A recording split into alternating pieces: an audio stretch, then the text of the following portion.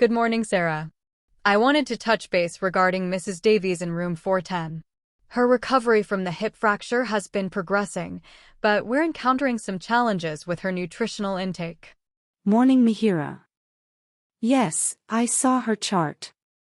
She's been on a high-protein diet since admission, primarily to aid tissue repair. Are we seeing issues with compliance or absorption? Initially, it was a palatability issue. She found the supplements quite chalky.